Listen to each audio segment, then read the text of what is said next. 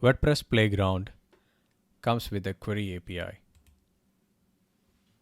It makes it easier to choose the PHP version, the WordPress version, and PHP extensions. And you can also install a plugin or a theme and which URL to redirect to. And by default, it will automatically be logged in. Let's take a quick look. We will be passing all these values as a query string, hence the name Query API. Let's see.